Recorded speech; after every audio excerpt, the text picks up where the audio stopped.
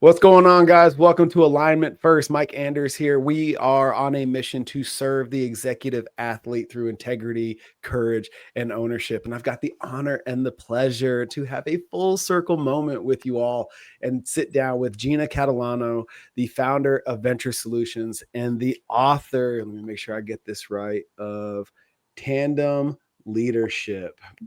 How your number two can make you number one.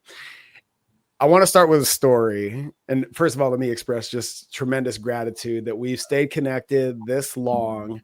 And now we're here because it's the serendipity of my life. You are part of that story in that you gave me my first real recommendation for literature and entrepreneurship. You told me to read Built to Sell. And why you are such a fixture in my life is because the same weekend I met my wife in Green Bay, Wisconsin, you were in the seat next to me on the flight up to Wisconsin. And I was still in the Marine Corps. I shared with you this dream for a gym and all of these things. And you know, with zero obligation, expectation, shared with me so much wisdom on that flight that really teed me up and gave me a lot of foresight and courage to go do the thing. So with all of that, thank you so much, because now we're here. It's amazing, isn't it? I mean, truly, it's a full circle moment. I still, even though it's been almost 15 years, I still remember sitting next to you in the fastest flight ever because of how much we were talking about everything. You had your like business plan ready. You were like you'd drawn out the specs of the gym, and knew what you wanted to do and shared so much of your life story up until that point. I mean, it was I love those kind of experiences on a plane because otherwise you're just like fighting for your space most of the time, right? So Yeah. it's something that and it's been so fun to watch everything that's happened in your life, and for us to stay connected and to see so much go on and see so much stuff change, with getting married and having your children, and then just really putting yourself out there. So it's an honor to be here with you as well. Yeah, for sure. So you made mention because you as a now fractional COO, having worked with some clients who have outsourced people like you for what you do, there seems to be a high level of EQ involved in what you do.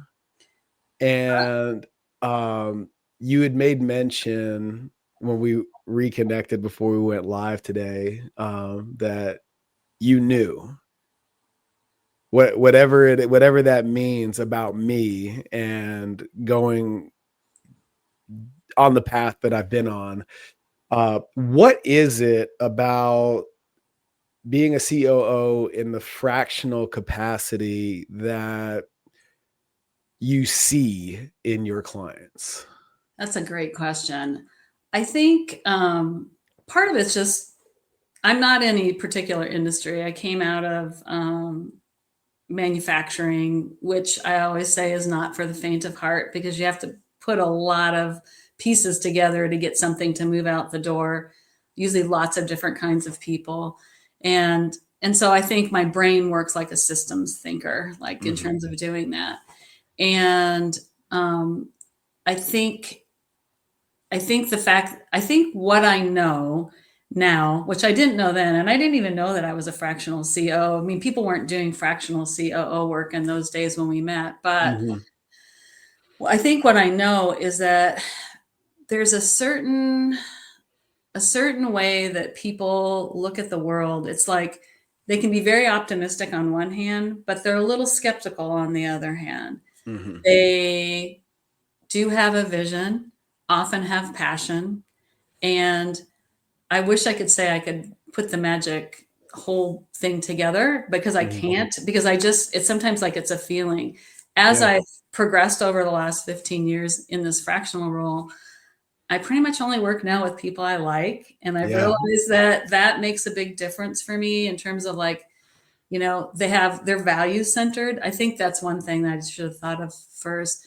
Most of the folks that I work with that I think do well, they have like some sort of core value. Mhm. They don't have to be all the same, but that really grounds them and um, puts them in a position to be successful. I mean, it's not like they don't fail, Right. but they're going to push through this Yeah. because they're trying to they may not know how they're going to get there, but they Mhm. definitely know where they want to get to at some point. Is that where you really come in for the visionary who knows the destination and probably, speaking for me, doesn't have a clue about the process or the journey or the steps to take or whatever? Your function in a very esoteric way is to manage the how. For the most part, yeah. And I think that I'm really fortunate. I think the folks that I resonate the most with are actually people that can do the how decently up to a Mhm. point. Right. It's that growth phase that really kills them. Like if there's somebody that really wants to be like I think in built to sell, or we call it like there's like, you have your kind of trade person, that's their solo person, and then you have Mhm. your freedom fighter. They just don't want to work for somebody else. And then you have your mountain climber. Like they're going to keep, like they get to one mountain, man, they see the next one and they're ready to go. And most of my folks actually are pretty good at operational stuff. They just can't do both at the same time. Right. And once they really dive they're allowed to really be visionaries. They're like, I'm so overdoing operational stuff. So I think that's one of the, and that thing too, I think for me is that I can keep up with them. A lot of Mhm. times when they start, they've got folks around them that can't keep up with them. And Mm. I don't know if that's been your experience with working with folks. Like, it's not that people are bad. It's just like all of a sudden they feel like I'm the only one Yeah. that knows where we're going, right? Mhm. Is that a communication issue? I think it can be because a lot of things are intuitive. I also think it's sometimes we need people in our business that are really focused and good at certain tasks. And Yeah. so we hire those folks. And if you haven't have a really, like I think about EOS. I'm not an EOS implementer, but a Yeah. lot of my clients have used it. Mhm. You need to have your framework really out there. Things need to be specific Mhm. and people need to understand. And you have to have the right people in the right seat, right? Like Yeah. you hire, like, especially a lot of my folks. So like they hire someone, they're either someone they know, might be a relative, and they're trying to figure that out. And then it turns out that, like all of a sudden the company outgrows that person, Yep. or that person needs to be moved to a different seat. So I Mhm. think for me, what I hear back from my clients is they're like, you you can keep up with me. You have experience in other industries and or other companies that I wouldn't have thought of. Yep. And it's just like I can go faster now. Like I can Yes. go faster. Yeah. It's so funny. I have a client that I'm thinking of very specifically. You'd made mention that people come to you for one thing, and then you start diving deeper and you start to peel back these layers, and it's like, oh, well, the problem that you hired me to solve immediately really isn't the cause of the issue that you're Mhm. experiencing. Yeah. And that's really been, this is like for the record, this is the first time you and I are having a conversation since that plane ride. Yeah. And uh that has truly been the evolution of my career and the justification for the shifts that we've made in next level, in that I came to this realization that, yeah, you want six pack abs, you want to put distance between you and the hospital, get off your blood pressure medication, lose the 40 pounds. But your fitness or lack thereof is really a symptom of the things that you're not dealing with or avoiding in the Right. other 23 hours of your day. Yeah. And when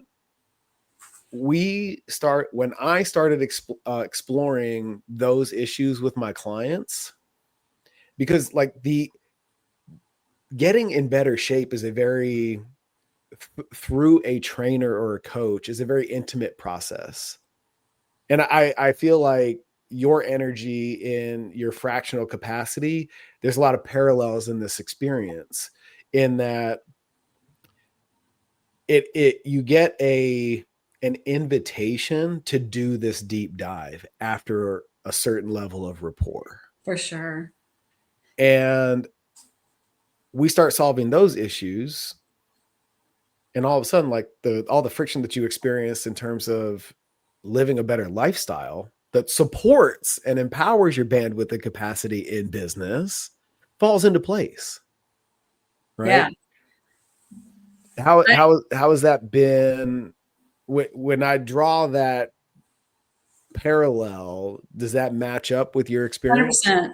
So think about it this way. Most people I work with that are entrepreneurs, very few of them may have inherited, like, like stumbled into it. I mean, not everybody has like the plan, but in general, most people, because they don't want to work for another person, they have a great idea or ideas, and they want to see what it is like to be on their own. So they want freedom, right?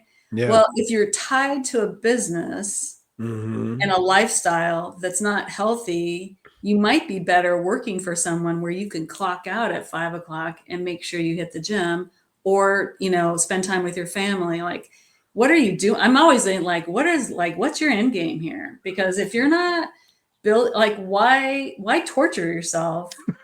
Right? Like, why torture yourself if you're not going to get we're doing this for the life we want to live. Right. And so for like, when you're very similar, it's like you have to have that kind of why ingrained, and it has to get back in there. And similar, like I have a lot of times I'll have clients that will be ready a lot of times too late to say, they're like, I'm 65. I want to sell my business next year. And I'm like, are you ready? It's kind of that built to sell thing. Yeah. And I'll be like, A, your business isn't ready. And B, you're working 100 hours a week, maybe not so much anymore, but you're working so much. What are you going to do after? And they're like, oh, I'm going to take up yoga or golf, or I'm going to hike the Himalayas or whatever. And if you don't start doing that stuff now, you aren't going to do it as soon as like you're just going to be a hole in your life. Right. And I don't know if you run into that as well. Oh yeah. I mean, you got to fill the vacuum. Yeah. I love this, and I'm so happy that we're reconnecting, because I did not know until like literally this conversation how much what we do operates synergistically. I love to tell this story. This client that came to me with that 40-pound goal, and 6 months later, we're down 40 pounds. And every session that he missed was in servitude to this company that he built out of a closet over the course of 2 decades. And, like I said, that intimate process where, you're exploring all the obstacles and all the friction, like, because I'm sure, like you, when you're dealing with a visionary, and by the time they get to Gina, they're making money. Yeah. Like I don't think you solve the problem of like dumpster fire businesses. Not anymore. You're more in the game of optimization and improving sure. processes and whatnot. So, with all that, if you've done that, there's also this narrative that you should be able to figure shit out. Right. And for some reason, unbeknownst to you, the forest for the trees, you can't. And that's a very disempowering place to be. Insert the Mycals and the Ginas of the world. Right. Yeah. And I got to ask him, I said, is there a reality where you've taken this thing as far as you have the skill or the will to take it? And that was a very off-putting and vulnerable question to answer. What That's is that? What is a great question, by the way. I'm stealing that one. okay. So what is that? What does that conversation look like in your world?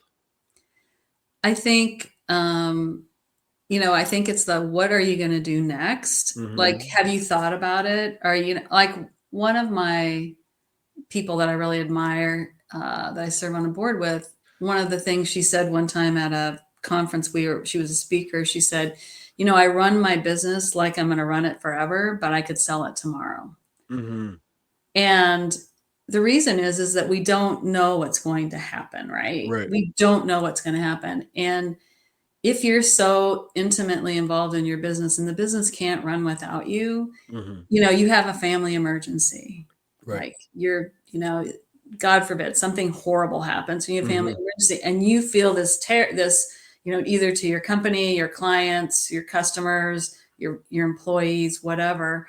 And then you have a sick parent, sick child, whatever, your Mm-hmm. own illness, that no longer is like your passion. Yeah. That's an anchor around your neck, right? Yes. Mm-hmm. And so I think when I think about it in that way, um, I think people have to have that question put in front of them Mm-hmm. more often than not, right? Yeah, sure. Mm-hmm. And hear the stories about, you know, how much better it is on the other side. There's a lot of things to unpack because Yeah. Oh, people yeah. identify so much with being the business or Right. being whatever role that they have in an organization. So, Mm-hmm. and we're kind of a mirror a lot of times, I think, right? 100%. This is what you think you look like. This is what you really look. Yeah. It's so interesting because the word the phrase that jumps out to me right here right now is too late, right? Mhm. You're and where I spend a lot of my time with my clients is creating lifestyle by design. And what I mean by that is, we had those huge storms. I don't know what it was like for you down in Southern Arizona, but it was like hurricane force winds for a second. We had that microburst and all that. Right. But at the same time, because it's Arizona and it rains so little here, like it's 1 o'clock in the afternoon, the kids are on fall break and I'm on the front porch with my wife watching them just go for it in the rain. And I'm thinking to myself, if I still had the gym, I would miss this moment. Yeah. And I've made such a strategic and intentional aligned professional shift so that everything that I do since the gym insulates moments like these. Yeah. And is that a conversation that are you ever too far along in the leadership towards that grand vision to unwind and create that insulation? I don't think so. I mean, I think there could be market conditions for your business. And I Mm-hmm. think we've seen that a lot over the last 5 years, right? Mm-hmm. Because the pandemic created some challenges for some people based on just because either their business model went Mm-hmm. away or there's a Yep. new model. Um, One of my good friends, I should connect you, but one of my good friends that he says he calls it the seatbelt moment, Mm. where every day you go to work, you're so into it, like you Mm-hmm. don't even remember taking your seatbelt off. You're like, like as a business owner, entrepreneur, and like you run into the building, and then one day, like the seatbelt won't come off fast. Like it comes up, and like it almost like it's like your fingers can't deal with it, right? Mm-hmm. And like you don't want to go in. And what the flip side of what you're saying is what I've seen people do, especially entrepreneurs, Mm-hmm. as stubborn as I think sometimes they can be, I also feel like they can change on a dime. Like Right. once they make that decision, Yep. it's that decision that does it. It's like all of a sudden I'm clearing the decks. I'm going to, like, and sometimes it has to be a big moment and Sure. sometimes it's a small moment. Like for you, watching watching the kids play out in the rain, which is up in Phoenix, like an amazing thing. If for people who don't live in Arizona, we get more rain than you do, but Yeah. you know, being there with Nicole, watching the kids, being able to experience that moment, Mhm. that for some people could be the pivotal moment, right? Right. Yeah. They're like, I don't ever want to miss this again. Right. Yeah. I mean, those are the moments where I don't know how much of a security blanket you are for your clients sometimes, you know, where they question like, oh man, is this the right decision? Like, because rarely do we make these pivots and see an immediate validation for For these sure. decisions. You know, it might be 2, 3, 6 months, maybe even a year before it's like, oh, that storm was worth weathering, you know, before you get the proof. You know what I mean? Yeah, it's definitely a faith thing, right? Like, Yeah. Mhm. So, you know, though that moment with, you know, the kids in the rain and, you know, sitting next to my wife and uh is like is now burned into my brain. And it's like, okay, there are concessions as a leader in business and a visionary and stuff like that, where like the reality of being present for every moment like that, right? That's not realistic. However, making sure that I'm around for as many of them as possible, like intentionally, not like, oh, I just so happen to have a clear calendar today and I got to be here, and relying on like serendipity to make that happen. yeah. You know, do you, aside from the X's and O's of profitability and getting yourself in position for M&A, like, are you having those kinds of conversations with your clients? Yeah, for sure. You know, because a lot of times people will come, they're like, they're stuck, right? They're like, Mhm. and they're stuck for a number of reasons. I Mhm. mean, you know, it a lot of times it'll just appear like the business is stuck, or it's either two things: either the business is stuck or it's growing too fast and I can't keep up with it, right? Like it's Sure. either they cause both the same thing Uh-huh. in that you're usually working hard in both situations. Mhm. And you know, every time you have to, you know, every time you have to next level, right? Yeah. It's like Uh-huh. it requires a whole different set of skills. And so I think we have to have those conversations because I think most of the entrepreneurs or the folks I work with, Mhm. they do value family, personal, you Mhm. know, whatever they choose to volunteer with. That like they do see it as being like a holistic thing. Yep. And when it gets out of balance, Mhm. they don't have like just somebody to have a conversation with Right. that can, you know, strategy. I don't know if you're familiar with strengths finders, but Oh, yeah. strategy is my number one.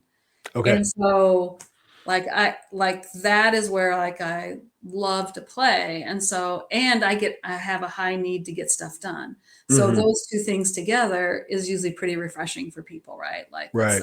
let's just pick this apart and like let's get all the elements and then let's put it Mhm. all back together again, you know. Right. And you know, and plus, you know, I'm old now. And so I have, they call that wisdom. I'm going to call Yeah. it. I mean, I just had enough experience that some people haven't had. Like you Mhm. were in the Marines. You had some really significant life experiences that framed you up as a Mhm. human.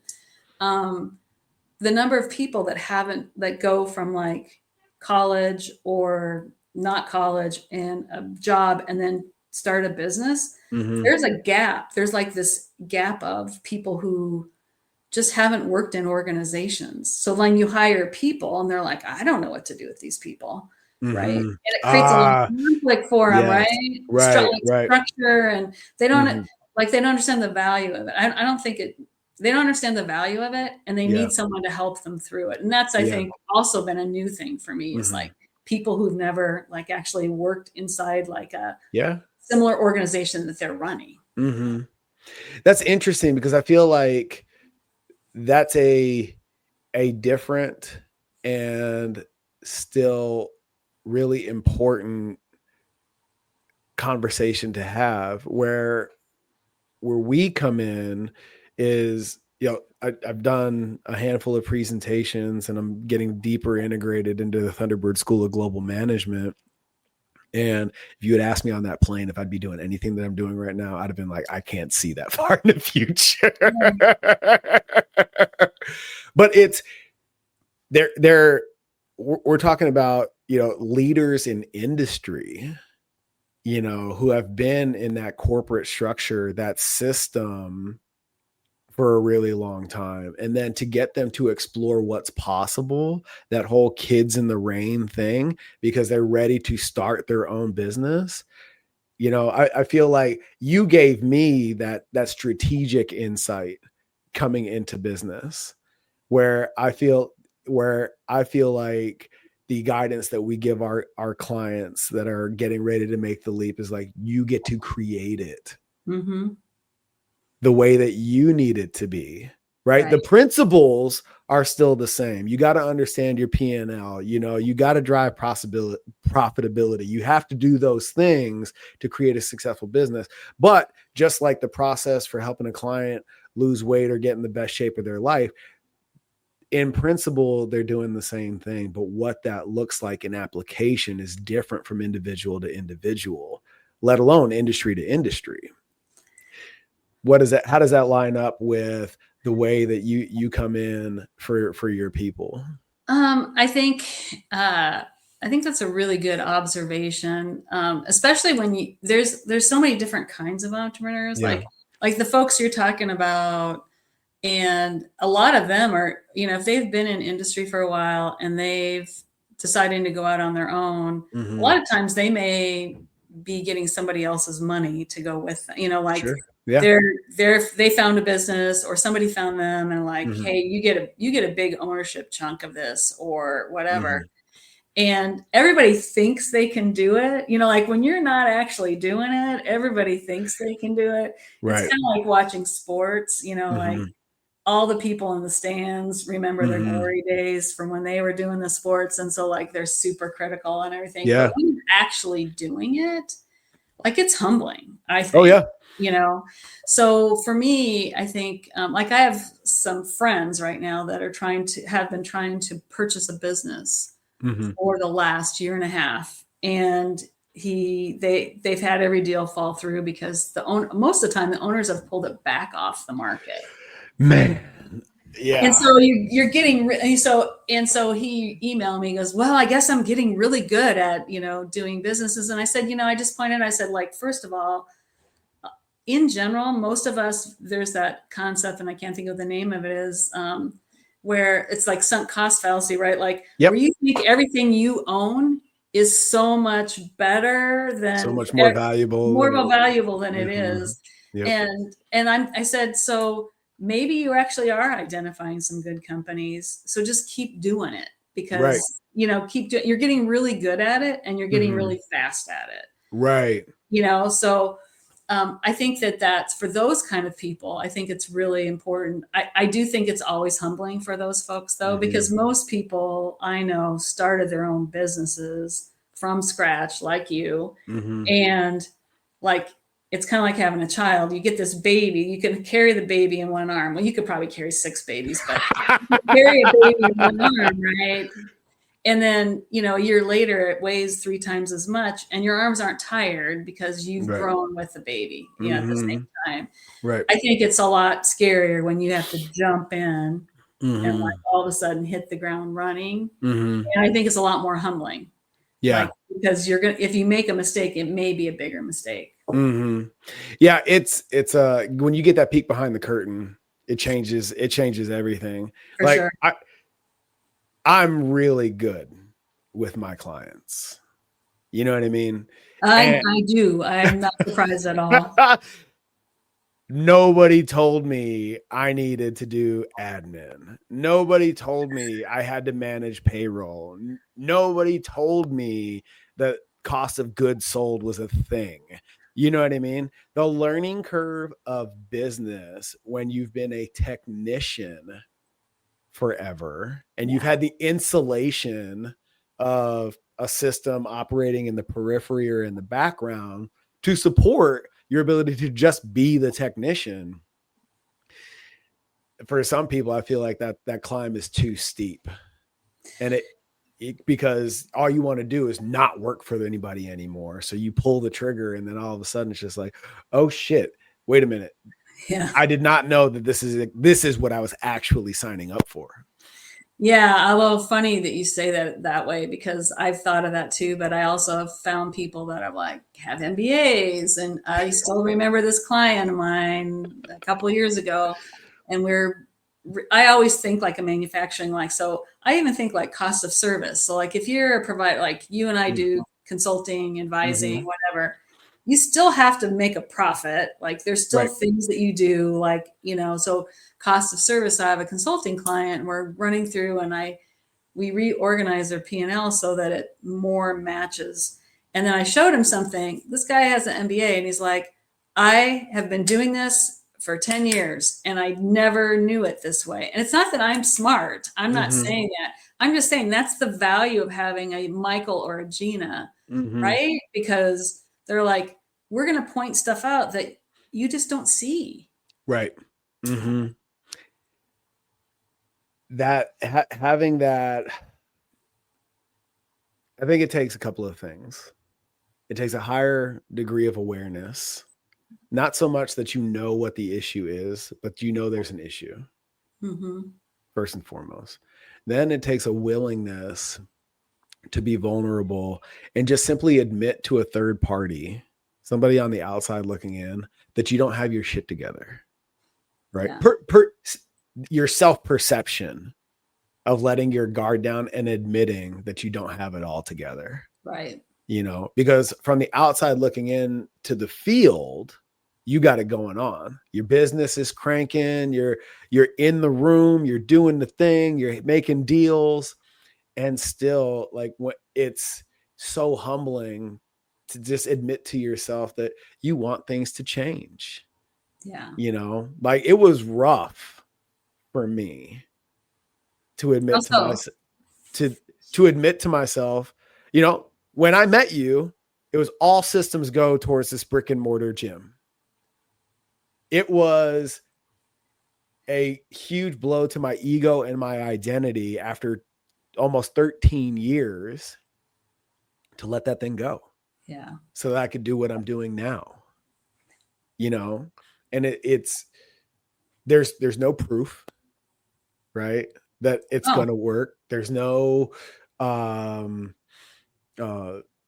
feedback immediately, like there was and at the same time, there's a lot of things that I thought were going to happen, like very subsequently, that didn't, you know what I mean? Like I walked away from a COO opportunity for an up and coming franchise opportunity out of Texas.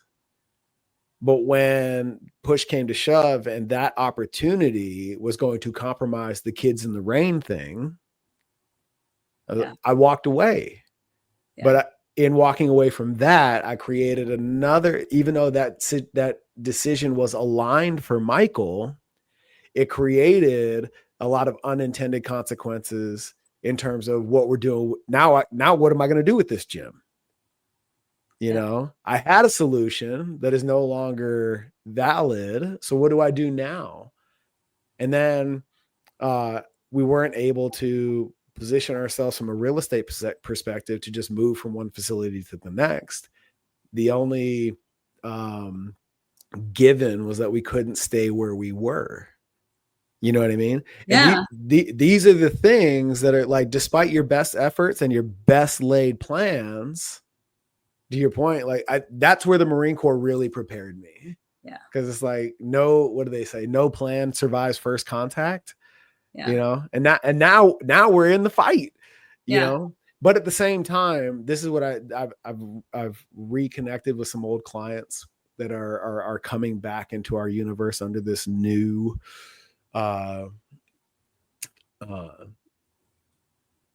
way of providing service. And it's like, yeah, a piece of me died in letting that go. I was really sad. And at the same time, as we're building this new thing, I've never been happier. Yeah. Yeah, it's shedding our old skin, right? Like, I think Mhm. that's one of the things. I mean, I think 10 years ago, I remember a coach that I had really, and I just didn't get it. I mean, I've done it enough times because I've reinvented myself enough times, but I Yeah. didn't.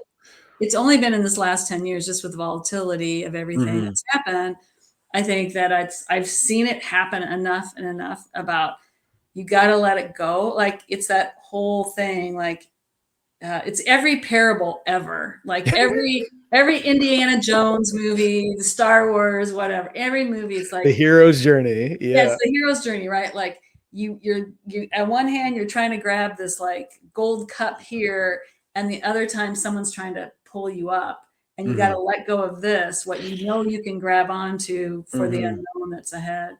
I really feel you with Jim. I don't know if you knew that I had a business partner that we opened a co-working space in Tucson. There was not very many co-working spaces in the 18, 19, and we decided to open a co-working space. And she and her husband bought this old Adobe building that used to be a tortilla factory in Tucson. Only in Tucson can you write that. And it's in the beloved Barrio Viejo neighborhood. And it's like people have known about it forever. I mean, even now people will come by and want tortillas. It hasn't been serving tortillas out of there. Like, people had stories come by like, oh yeah, my nana used to work here, or Oh my I gosh. used to go to school at Carrillo, and we used to give them hair after school, and they used to give us a tortilla after school. I mean, amazing, right? Yeah. The renovation took long, and our actual opening was March of 2020.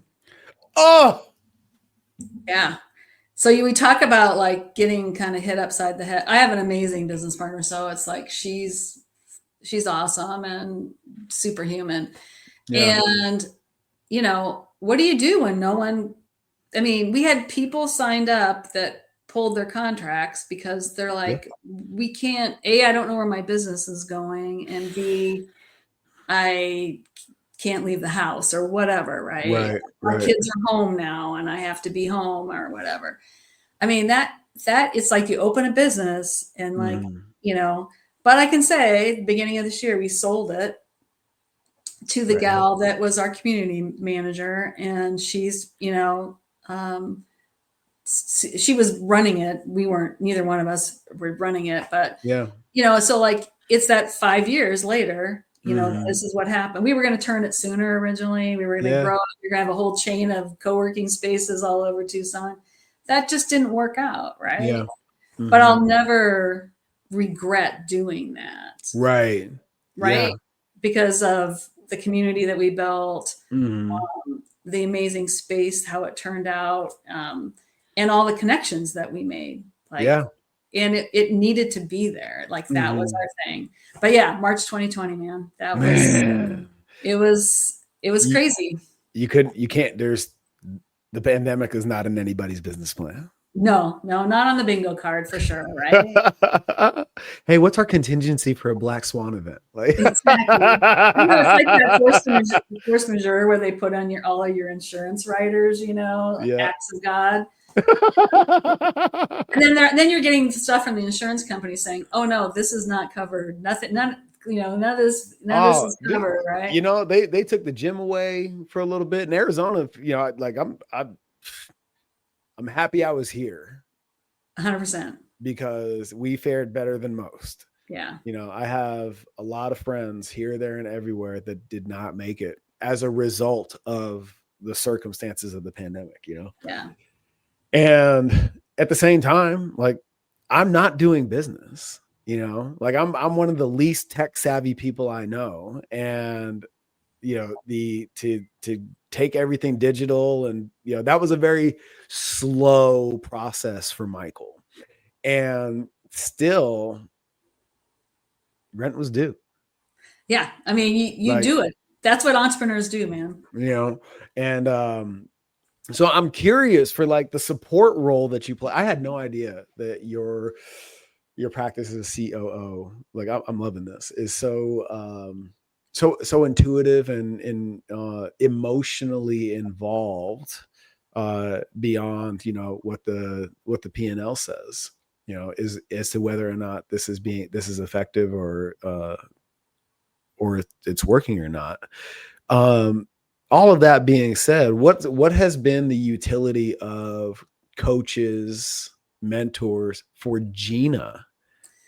I have been really fortunate in that, when I started my coaching training, I don't know, 10, 11 years. I mean, I had a background because because I worked in higher education and we had a lot of training. Before I went into business, we had a lot of training. And then when I went into consulting, we had a lot of training. So, you get a lot of training. So you learn like just basic tools that I thought everybody knew and they don't. And then for me, coaches have made the difference because if I'm supporting people all the time, like my husband's awesome. And there's only like so much that he wants to listen to some of the things, right? I mean, he's like my number one fan. Like when my book came out, Mycal, he had my business cards. He had his books in his truck. And anytime he went somewhere and he thought he met somebody, he's like, hey, my wife's got a book. And he'd go give him a book. So he was awesome. But I think, there's somebody that's like, when you're having, for me, like, okay, how am I taking care of my health? How am I doing the things? And what are like, I just need a safe space sometimes. So like, just to say, I think, and the questions, like the coach I have now is like, she'll say, so what aren't you doing that you're supposed to be doing? And what are you doing that you should be getting rid of? Because I have a high capacity. I think COOs or people like me have a high capacity for work. And she's always like, hey, you seem a little stressed more than normal. And, knowing that so like, are you walking? Are you going to the gym? Are you doing those things? Yeah. And are you taking time for yourself? Right. And she'll always tell, the thing I love about her too, she says, do you have a client that you need to get rid of? Like, wow. Like, are you doing more than you should be? Her favorite line is, you need to be charging more. That's like one of my favorite things that she always says. So I love that you said that, because for anybody listening, you go to any conference, you work with any seasoned professional who is, a generation ahead of you in the game as far as business is concerned. And they'll tell you, like, the easiest way to make more money is to charge more, right? However, I was just at a workshop. I am like just recently in the last 6-8 weeks coming up for air in terms of developing the systems that go along with how we serve our clients now. And I'm in this workshop, doing work on Mycal to step into, to really ground this new identity away from the gym. And that came up in one of the presentations. Like, you want to make more money? I'm in a room full of entrepreneurs, coaches, consultants of, varying degrees and industries. If you want to make more money, just increase your rates. And then she said the thing that I'd never heard that went along with that statement. If you want to make more money, just increase your rates. But there's an evolution of identity that needs to be congruent with that increase. And I'm like the king of self-work in my universe. I don't think I know anybody that's been to more seminars, done more mushrooms to like figure my shit out than me. And I'd never heard that before. And it was like such a breath of fresh air that somebody that was giving such a deliberate message that for a lot of us that do what we do, money's not the motivator. It's been my experience that fact check me on like the statistic I'm about to just throw out there, but there's only like 2% of us that are legitimately intrinsically and extrinsically motivated by money. Itself. Right. And I was like, I'm so curious, having heard that, what resonates with you in terms of like the evolution that needs to take place with that shift? It's really funny that you brought that up, because we're coming up on the 10-year anniversary of me writing the book. Mm-hmm.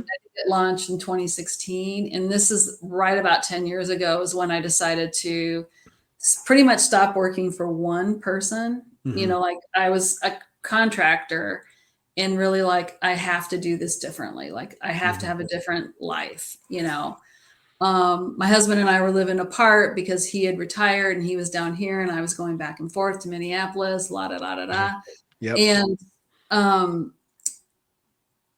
And what I realize is that it's weird, the last 2 years, 2 years probably, Mm-hmm. I've been reflecting, and it's like all the things that I had wanted 10 years ago happened.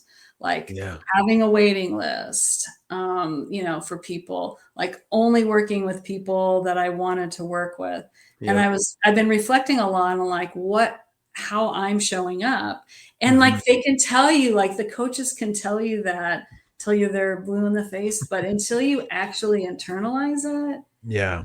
And for me, I'm a little slow on some things. And so it's like, it's been the, repeated either working with folks I didn't really resonate with, or doing some things, or being overcommitted. I'm like, no, and that's been this change over the last 5 years. So to your point, I guess it really resonates with me a lot, because you really have to step into it. Like you have to do the thinking about it and finding little things that represent that future life. I do that all the time. I'm always like, what's that? And like, we live right now. My husband's retired. He's been retired for a long time. And I'm not going to be retired for a while, because I love it. I love working, but I live in a sort of a resort community, right? So like, I feel like this is something I dreamed up, like where I get to work somewhere where I love to be and can do the things that I love to do. And I'm like, and I just like, I'm there. Like, so now I'm like, okay, so what's the next thing? Like, it did this weird thing. And that's like, oh, it is true. Right. What do you think prevents people from stepping into that highest and best version of themselves? I think it's comfort. I think comfort, I think we as humans value comfort, even the risk takers. Like even there's always that thing about in the EO Entrepreneurs Organization, like especially like from the 90s, and a lot of friends of mine are like, oh yeah, we're, 7 dudes, we're going to go skydiving, or whatever. It's like, there's comfort in doing those extreme things all the time. Right. I think vulnerability is underrated. I think humility and vulnerability, I feel like my best clients have a lot of that. Don't get me wrong. A lot of them are like full of themselves too at the same time. But I think there's like this weird combo of it, like to be confident in what you're doing, but also realizing, hey, we're human. And we need to show up for other people, in our lives. Does that make sense? Oh yeah, no, absolutely. Absolutely. 100%.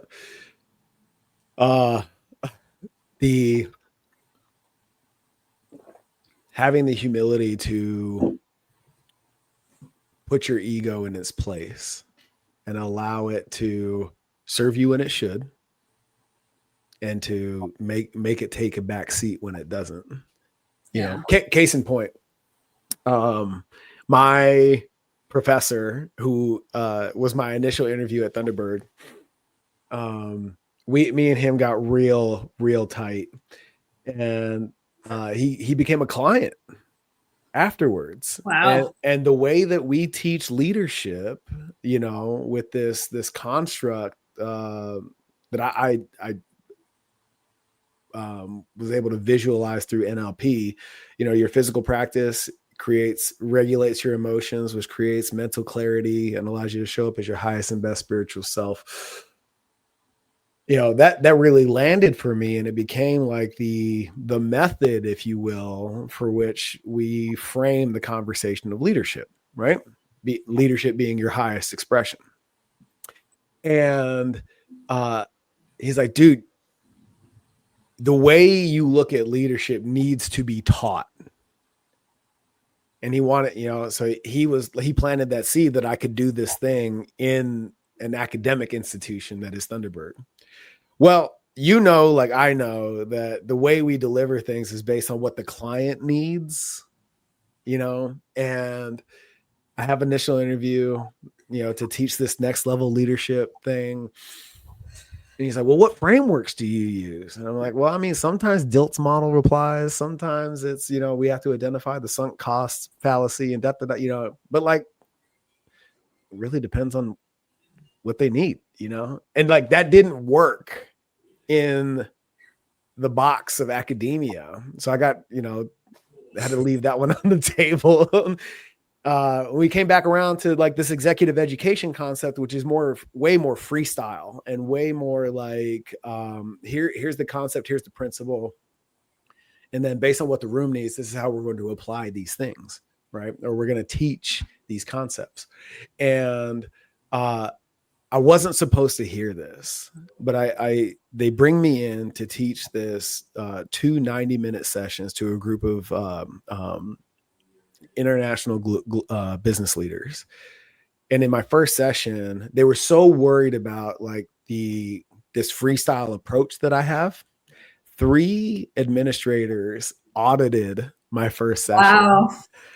And that same professor sat in on the tail end. And while there's this, at the conclusion, got a standing ovation, a line for him to shake my hand and give me like their big takeaways and all that good stuff. When you do a good job, you get the proof. Yeah, Yeah. And I wasn't supposed to hear this, but I just so happened to be within earshot. My professor goes up to the program director and he's like, see, I fucking told you he's good. I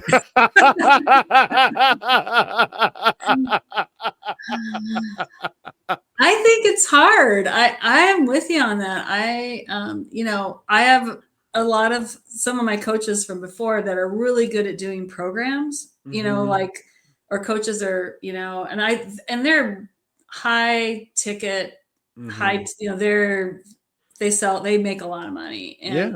And they're always like, well, you should get teach a bunch of group of COOs, and you could have a COO fractional business, and you could teach your methodology to everybody. And I'm like, that sounds like work. Like that sounds like something that I don't love. That sounds like something I don't love. I mean, right. I'm not I personally am not a natural, like, I'm going to develop a curriculum and I'm going to have a thing, and but I do like what I'm doing. Is it scalable? Like I can help other people scale their stuff. Yeah. And there's sense, but I'm like, I made a choice to have, this was my choice to not like start like a fractional COO business where I have 10 people working for me. Like that sounds like too much work. Right. I can charge more money, live in my dream state, just sit there and help people strategize and get their stuff done. Right. Yeah, right. And that's that lifestyle by design. That's an aligned decision. That's not a bad decision. That's not wrong. That's not a limitation on your capacity by any means. No, I don't take it that way. It feels totally in alignment for me. But I love when people come in and they, with these other big ideas of what it should look like, or what, with the energy of you could be doing more. And I default to the E-Myth, where the businessman comes out to the fisherman and he's like, dude, you could scale this. Imagine a fleet of boats, and then you're printing so much money that you can sit on the beach with the people that you love and cook the fish and have a good old time over cervezas. And the fisherman looks at him, he's like, why would I do all that work just to end up where I already am? Yeah. And that is such a profound notion of what it is. Because I think that like a lot of people come into business, whether it's through an MBA or the school of hard knocks or not having anything. Right. You know, that is a lot of the entrepreneur story is like, man, I didn't have shit. And the only way for me to get it was to do it myself, you know, and they misplace the value of abundance under the guise of more. Yeah. More for the sake of more. Like Green Valley is the retirement community just north of us. They are building two of the largest storage facilities I've ever seen in my life in the middle of nowhere, like a U-Haul type storage facility. And I'm thinking, we have so much. This is like this whole more thing. We don't like more is like quality more. Like I'm in quality more, like not like time. Yes. Time, people I spend time with, spending time with myself, the ability to have experiences. Like I've gotten to travel a lot more in the last couple of years of places I've wanted to go. I'm like, to me, that's my more now. Yeah, absolutely. 100%. And I'm okay with wearing an old shirt.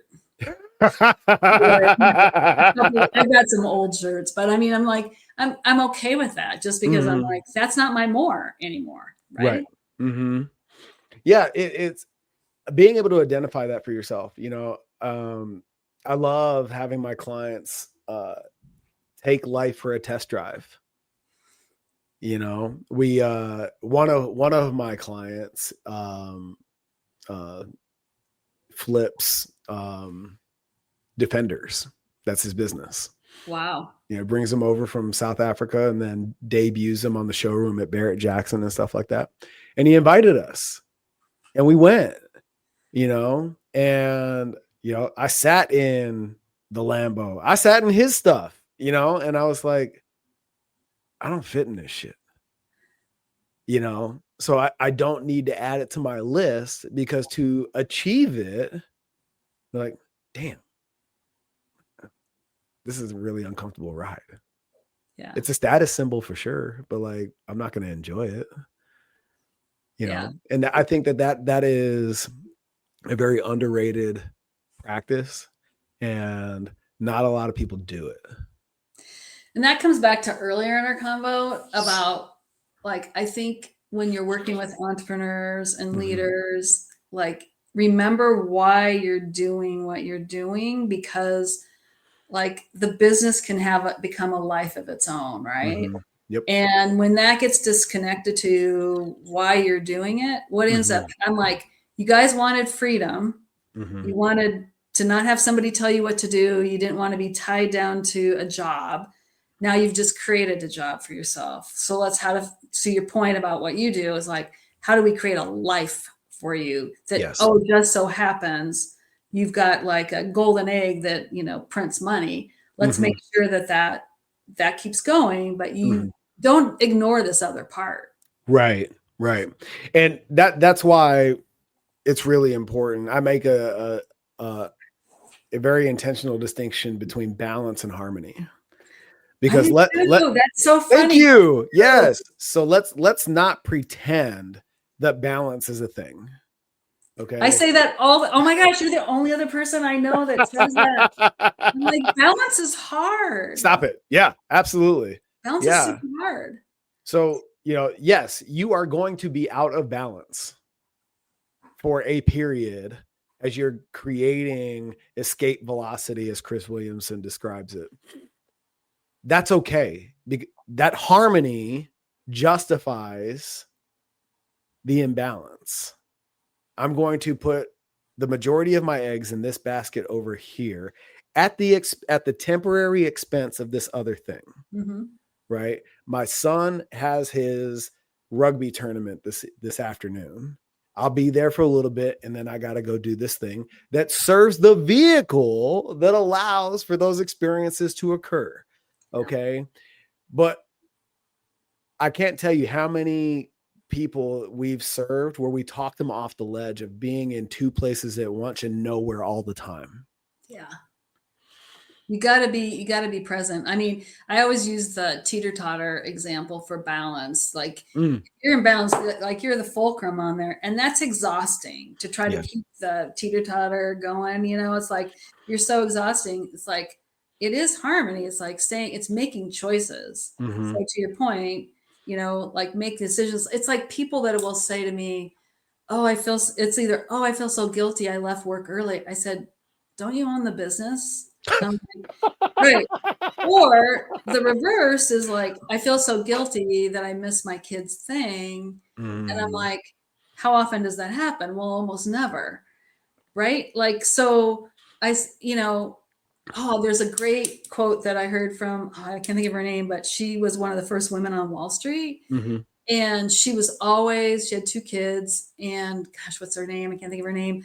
But anyway, she talked about how neither she loved her job, but she Hmm. thought she was being a terrible parent all the time. So she Hmm. always was like, when she was home, she was stressed out about not being at work. And when she was at work, she thought she was a terrible parent. And what she realized when her kids grew up and they could have a better conversation, they said, Yep. we just didn't really want to do what you were doing because you just seemed so unhappy.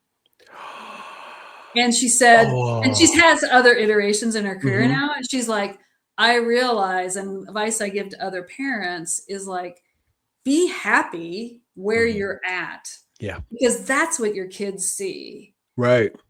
Working is part of the human experience Hmm. unless you have some sort of crazy amount of wealth. And even then, it takes work to maintain your wealth, right? Right. And so if you're gonna, if you're gonna work, like be good about work, like put it in its place and make sure that you're demonstrating that. That's the best gift you can give your kids. Right. Hmm. Yeah, absolutely. Gina, I'm grateful for you. I appreciate you. Where Oh, it can was so great to connect with you. I can't believe it's taken us. What happened all these? I know. I don't know what happened. Life happens, right? hey, the fact that I'm really grateful that um you stayed connected, you checked in, and you've always been, whether I took advantage of it or not, that's on me, but you've always been a resource for me, since that fateful plane ride, and I'm grateful for your presence in my life because you were there at literally the very beginning. It's easy to invest in people who want to invest in themselves and other people. Like Mhm. that's always a hell yes for me. So Yeah, that wasn't even a tough decision, Michael. I appreciate you. Where can everybody learn more about what you do in your fractional capacity, or get a hold of your book? Yep, the book's on Amazon, and you can venturesolutionus.com. That's my website, and I do answer. So if you need to have a question, email me, set up an appointment, whatever. That's great. I love it. You're the best. I'm grateful for you. All right, it's great to see you. Thanks again Yeah, for having me on. Take yeah. care. For everybody out there listening, if you aspire to be the fittest leader, remember that requires integrity, courage, and ownership. And we're there to support it. Just head over to nextlevelpfc.com and we'll get you set up and rocking and rolling. But it has to start with alignment first. We'll see you next time.